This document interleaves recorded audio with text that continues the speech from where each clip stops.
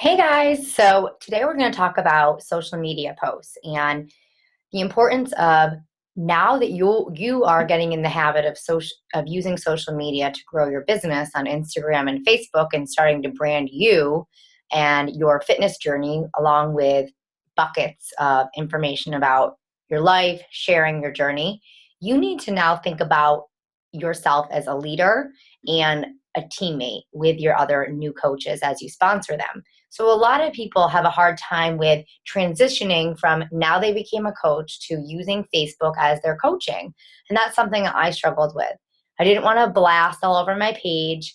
I didn't want to, you know, post. I was a little uncomfortable. So now you need to take initiative to start to help your coaches with their posting.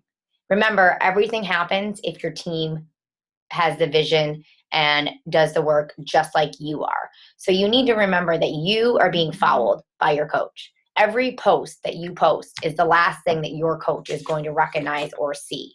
So changing the way that you're communicating, practicing best practices to get better with social media, focusing on quality, helping your coaches post with quality posts, telling your coaches that please follow me. Go back and you can look through my photos, follow a couple people on our team. You can add them as, have them friend request coaches on our team, and that will get them into the habit of seeing the posts rather than just you, because as a coach, they might only be friends with you. So I have them suggest friends with other people. Remember the 80-20 rule. So posting about your friend, your family, your life, everything besides just working out. And every post needs to be remembered as the last post that somebody's going to look at your page. If you're being negative, then that's probably the last thing that somebody's going to see. So this needs to be something that you need to bring into your downline and start to tell your team as well. I know sometimes being a leader, it's hard because you don't want to criticize other people's posts, but if a coach comes to you and says that they're really not getting any traction with coaching, nothing's happening, they're posting, you need to go to their wall and look at what they're actually posting. If they're posting nothing about being healthy, nothing about fitness, about them going out, which is fine, but if it reflects nothing about what they're messaging people and telling people, then it's not going to ultimately reach them at their goal of their coaching and helping people connect to a healthy and fit life. So you start to look at, you can go over this guide with your coaches. So, be authentic. Think of the world's largest cocktail party. And these are Brittany Sierra's messages. I like to think of it as when I'm posting, I want other people to know that I'm not just, a lot of people might see my post now, but they don't know me 2 years ago back in my journey. So I do like to repost things about my journey or before and after photos, or that, starting PiYo was very difficult for me. So being relatable, saying that you're struggling, but staying positive at the same time. So this is something that a lot of people are asking us now about, is your personal page versus your fan and your like page. So you're going to have coaches that come to you and say that they're not comfortable using their personal page. It's something that they might have kids. They don't want to worry about their friends and their family. But the thing with personal pages is you're going to have such a warm market, and your coaches are going to have a warm market of people that they never thought but would ever want to be a coach. People that they maybe connected with when they were in elementary school, college, high school, moms. You just never know who wants to be a part of this opportunity. So personally, for me, building up your personal page is the first aspect of it, and then starting a like page. If somebody has a privacy issue, you can have them to a customized setting. So every time you get a friend request or an invite, you can add that person to your, you can add them to an acquaintance. And when you post, you can about your friend, your family, or more personal things, you can put friends except for acquaintances. But the more that you post public, the more other people are going to be able to see your posts, and it's going to go more viral. Your like page is something that you can start now. The difference is people need to actually physically like your page in order to be able to see the posts. So building up your audience first of becoming a coach, living this healthy lifestyle on your personal page is something that I recommend for your new coaches, and then moving to a fan/like page once you start to build up your business. And there's also the ability to schedule posts on your like page, which is nice.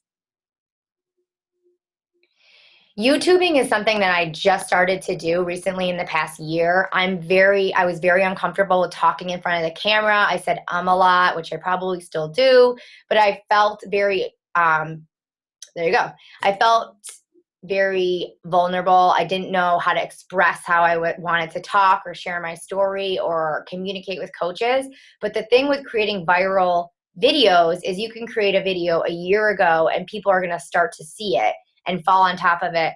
And the YouTube is, besides Google, the second most search engine. So people are going to start to Google Beachbody coaches, and they might land on your page, and they might land on your videos. It's also a great place for you to show your coaches that you're involved in the business. You might want to put some tips on your YouTube about growing your business, about team cycling, about how to become an emerald, how to make Success Club, things like that. That will help you get more comfortable in front of YouTube, and it will help people find you as well. Also, if you're building a blog, if you have a YouTube on your blog, it's higher in the search engines. Pinterest is something great if you're doing a specific thing, such as the Ultimate Reset. So Brittany Miller is doing a great job of sharing her journey on the Ultimate Reset on a Pinterest board. So people are going to start to follow her on there.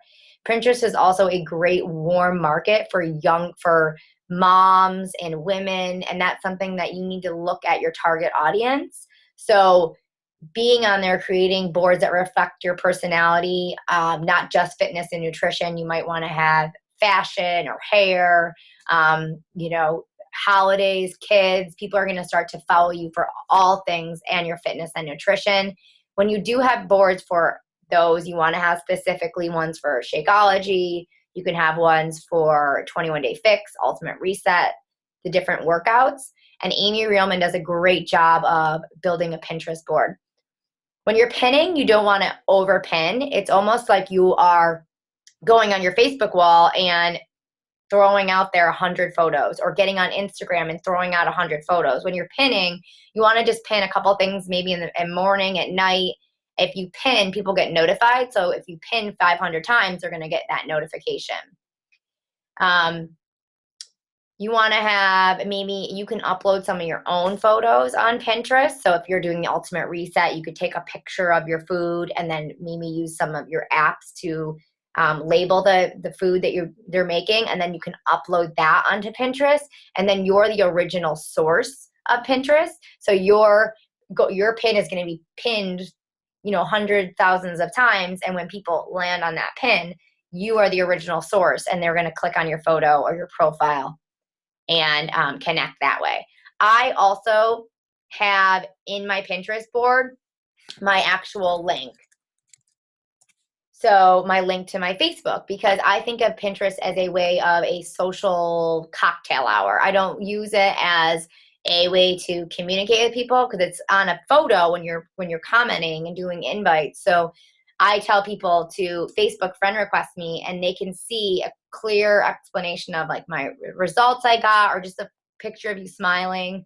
I tell them that I have a free accountability group, a more inspired, happier, healthier version of you can start today. Let's connect on Facebook. So when they land on my page, they have a direct instructions of what they need to do. And then they just click this link, and then they'll be able to directly be focused with me on Facebook. And then that's where I build the relationship with them on Facebook through my messages. Stock the competition is something that we're going to talk about tomorrow, which I think is really, really important. Keep it short. So these are some examples of just not, if you're doing like a long thing about your story or your why, or you're sharing something, it's good to keep it, you can do it longer, but keeping it short and to the point is important.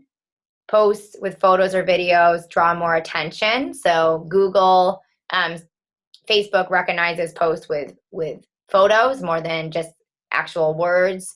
So the more likes that you have on your photo, it's going to go into other people's news feeds.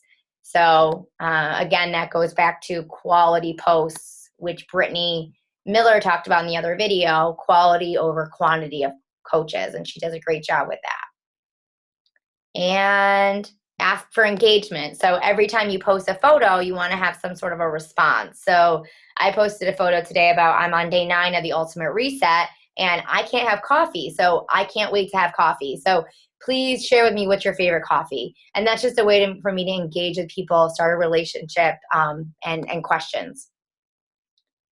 And I think that's it. That's all I'm going to really go over today about using this to help your coaches and you start to post better. And you can look on your post. So if you do have a coach that comes to you and says like, I really don't think I'm getting anywhere with this, you can't see what they're doing individually if they're messaging people, but you can look at their wall. And that is going to show a lot about a person, looking at just the top 5 photos, what they're posting, how often they're posting. If you have somebody that's coaching that's so into the business and then they all of a sudden lose a little steam and then they just stop posting altogether, that's going to show to the audience. That's going to show to other people that are following them that, wow, they were so into this workout and they were doing so great with coaching and now they just totally disappeared. That clicks in people's heads. So being consistent with your posts, even if you didn't make Success Club 5 that month or you're struggling that month, continually being positive on the surface, showing people that you're still trying is going to take you a long way. So I hope that was helpful. Sorry for this is so long. Talk to you guys later. Bye.